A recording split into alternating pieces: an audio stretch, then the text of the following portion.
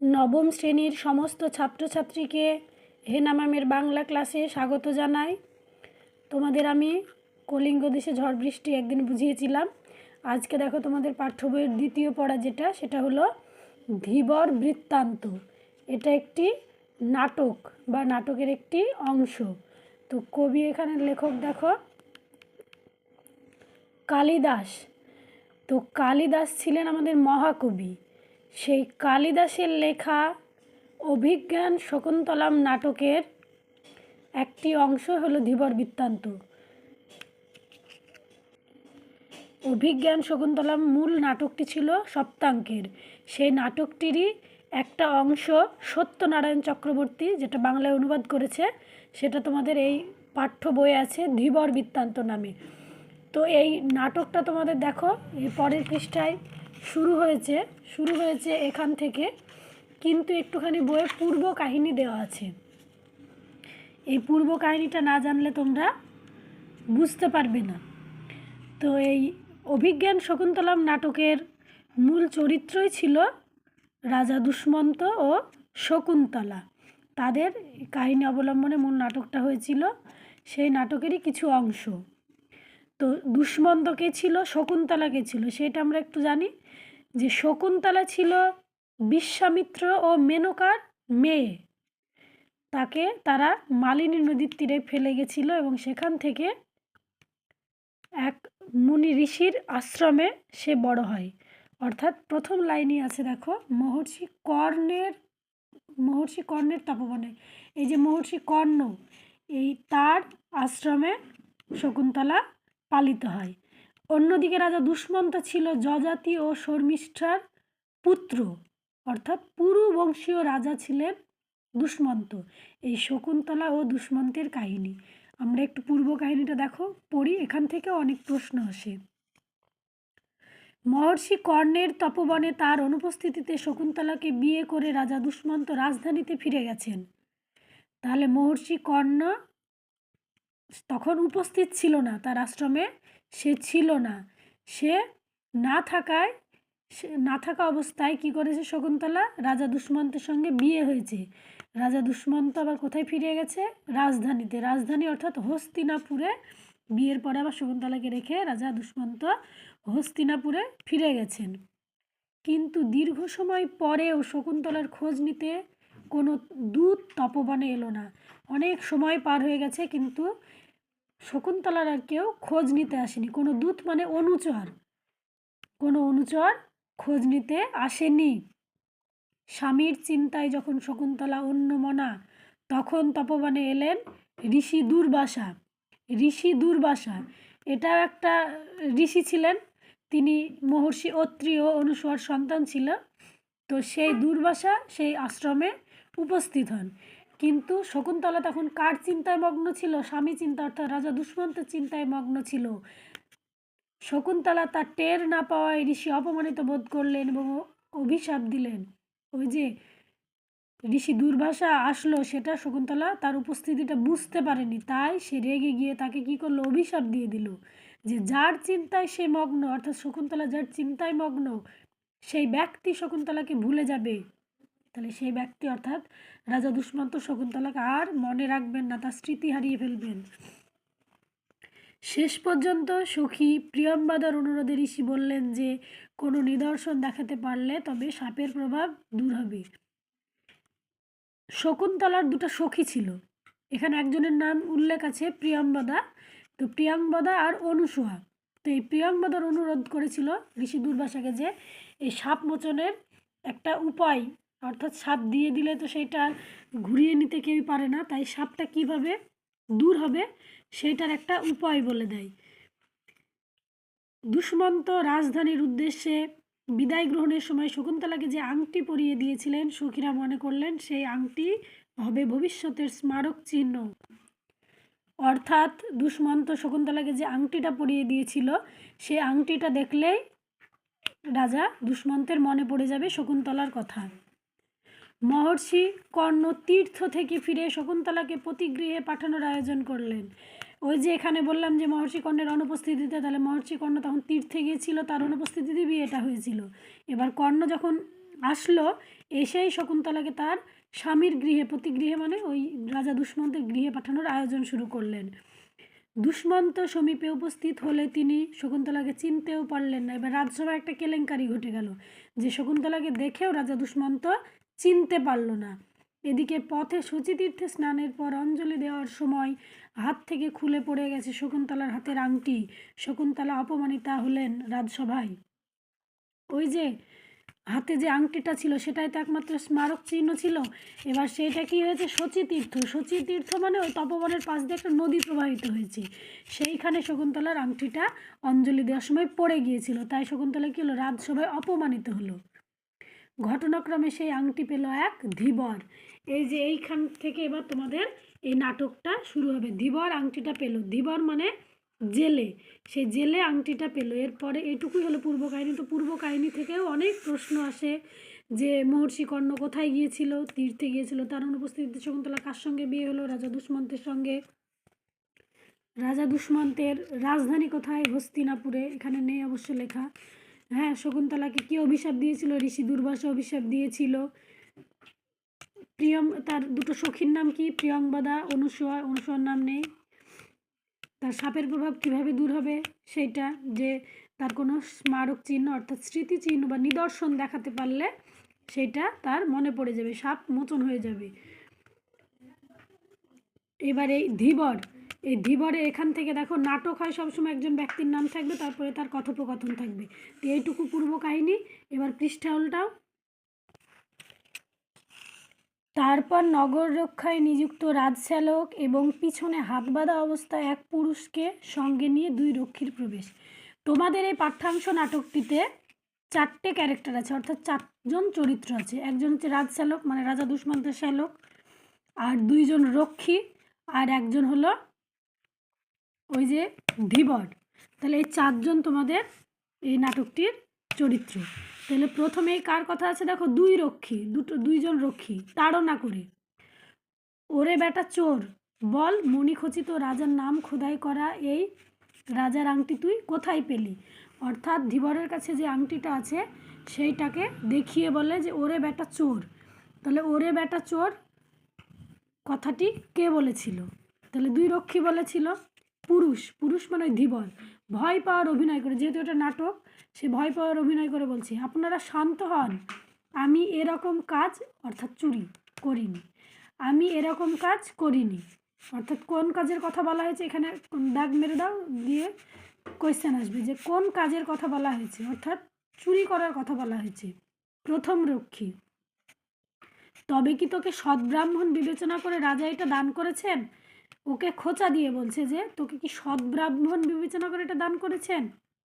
পুরুষ, আপনারা অনুগ্রহ করে শুনুন, আমি একজন জেলে, শক্রাবতারে আমি থাকি। তাহলে এই পুরুষ মানে ধীবর, ধীবর কোথায় থাকে, শক্রাবতারে। এখানে একটা কোশ্চেন। দ্বিতীয় রক্ষী, বেটা বাটপার, আমরা কি তোর জাতির কথা জিজ্ঞাসা করেছি। বেটা বাটপার কথাটি কে বলেছে, দ্বিতীয় রক্ষী। এই যে প্রথম রক্ষী দ্বিতীয় রক্ষী এদের নামও আমরা পাবো, প্রথম রক্ষী সূচক আর দ্বিতীয় রক্ষী জানুক। তো বেটা বাটপার কথাটি কে বলেছিল, দ্বিতীয় রক্ষী বলেছিল। শ্যালক, সূচক একে পূর্বাপর সব বলতে দাও, মধ্যে বাধা দিও না। মানে রাজশ্যালক বলছে যে ওকে সমস্ত কথা বলতে দাও, ওকে বাধা দিও না। দুই রক্ষী, তা আপনি যা আদেশ করেন বল, কি বলছিলি। পুরুষ, আমি জাল, বড়শি ইত্যাদি নানা উপায়ে মাছ ধরে সংসার চালাই।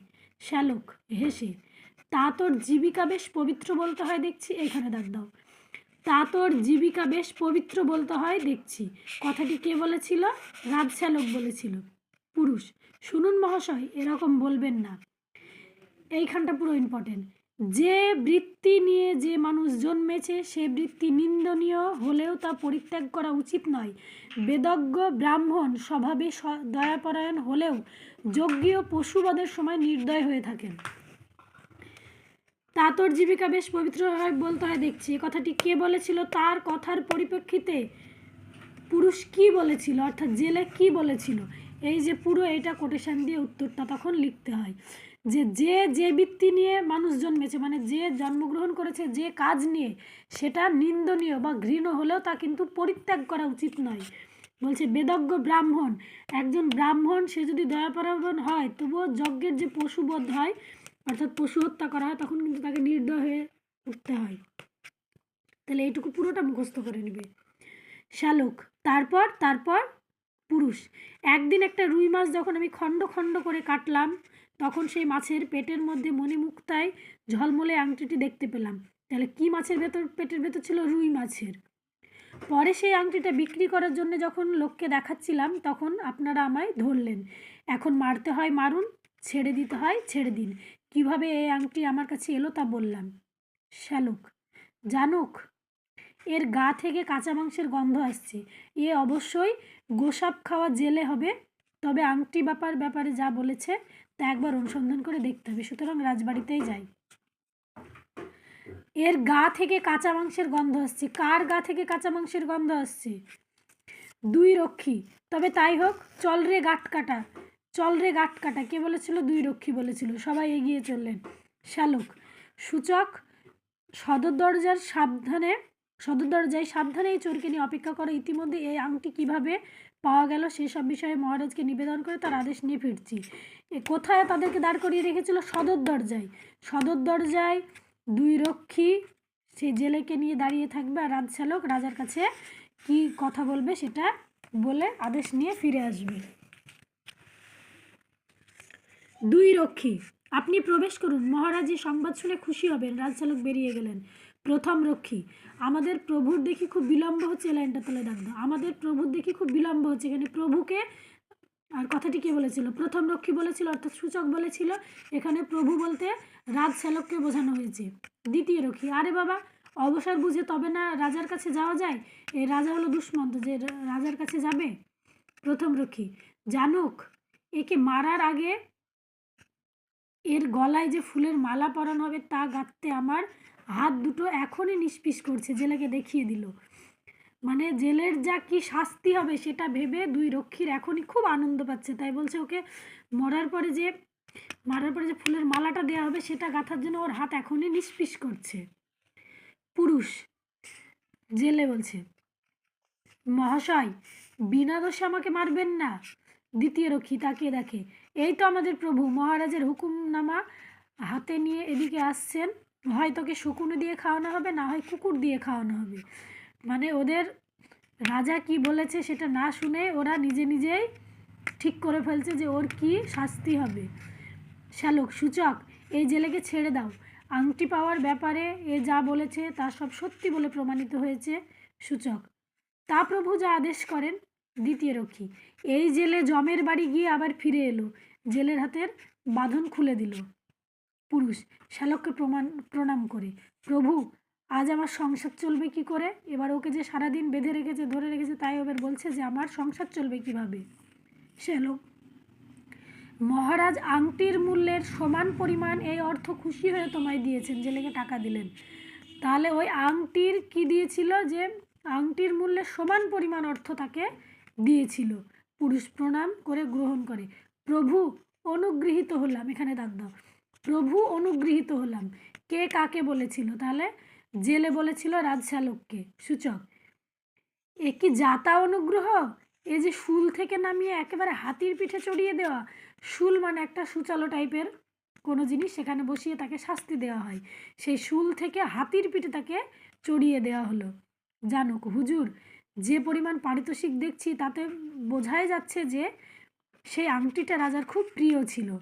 পারিতোষিকের পরিমাণ মানে ওই যে সমমূল্য টাকা এখানে দিয়েছে ওইটা দেখে বুঝতেই পারছে যে রাজার প্রিয় ছিল।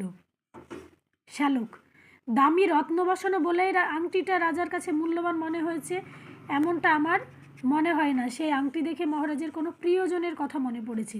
স্বভাবত গম্ভীর প্রকৃতির হলেও মুহূর্তের জন্য রাজা বিহ্বলভাবে চেয়ে রইলেন। সূচক, তাহলে আপনি মহারাজের একটা সেবা করলেন বলতে হয়। তাহলে আপনি মহারাজের একটা সেবা করলেন বলতে হয়। তাহলে এ কথাটি কে বলেছে? সূচক বলেছে। জানুক, তার চেয়ে বল এই জেলের সেবা করলেন। ওই যে জেলেকে টাকা, সেই পরিমাণ টাকা দিয়েছে, ওর যে কোনো শাস্তি হয়নি, তাই দুই রক্ষী হিংসেই জ্বলে পুড়ে যাচ্ছে। তাই সে কি বলছে? যে এই জেলের সেবা করলেন, জেলেকে হিংসায় ভরা দৃষ্টিতে দেখলেন। পুরুষ, মহাশয় এই পারিতোষিকের অর্ধেক আপনাদের ফুলের দাম হিসেবে দিচ্ছি। এখানে দাগ দাও। যে এবার জেলে কি বলছে, মহাশয় এই পারিতোষিকের অর্ধেক আপনাদের ফুলের দাম হিসেবে দিচ্ছি। ওই যে ফুলের মালা পরানো হবে তা গাঁথার জন্যে হাত নিষ্পিস করছিল, এই যে সব কিছু মিলে এবার কি করলো, ওই অর্ধেক টাকা ফুলের দাম হিসেবে দিতে চাইলো। জানো, এটা তুমি ঠিকই বলেছো শ্যালক। শোনো ধীবর, এখন থেকে তুমি আমার বিশিষ্ট একজন প্রিয় বন্ধু হলে, এই যে এই লাইনটাতেও কোশ্চেন আছে, এখন থেকে তুমি আমার একজন বিশিষ্ট প্রিয় বন্ধু হলে। সংক্ষেপিত ও সম্পাদিত। এই যে মূল নাটকটা হচ্ছে অভিজ্ঞান শকুন্তলম নাটকের একটা অংশ। নাটকটা ছিল সপ্ত অঙ্কে গঠিত নাটকটা। সেই সপ্তাঙ্ক নাটকের সামান্য একটু অংশ, সেটা বাংলায় তর্জমা করেছে কে? সত্যনারায়ণ চক্রবর্তী। মূল নাটকটা সংস্কৃত ভাষায় আমাদের মহাকবি কালিদাস লিখেছিলেন। তাহলে এখানে পূর্ব কাহিনী থেকে প্রশ্ন পড়বে, রাজধানী কোথায় ছিল? হস্তিনাপুরে। রাজা দুষ্মন্তর সঙ্গে শকুন্তলার বিয়ের সময় কর্ণ কোথায় ছিল? তীর্থে গিয়েছিল। মূল নাটকটার নাম কি? শকুন্তলাকে কে অভিশাপ দিয়েছিল? শকুন্তলা যখন আনমনা হয়ে পড়েছিল তখন কোন ঋষি তাকে অভিশাপ দিয়েছিল? নাটকটিতে কজন অভিনেতা ছিলেন? 4 জন। নগর রক্ষায় নিযুক্ত ব্যক্তিটি কে ছিল? রাজশালক ছিল। 2 রক্ষীর নাম কি? প্রথম রক্ষীর নাম কি? দ্বিতীয় রক্ষীর নাম কি? ধীবর পেশায় কি ছিল? সে কোথায় বাস করত? এগুলো সব শর্ট কোয়েশ্চেন। এবার ওই লাইনগুলো থেকেই দেখবে আবার ব্রড কোয়েশ্চেনও আসবে। তোমরা আবার একদিন আমি কোয়েশ্চেন নিয়ে আলোচনা করব, তোমরা আগে টেক্সটটাকে ভালো করে পড়ে নেবে। এবং ভালো লাগলে আমার চ্যানেলটিকে লাইক এবং সাবস্ক্রাইব করবে, যাতে পরবর্তী ভিডিওর নোটিফিকেশান তোমরা পেয়ে যাও।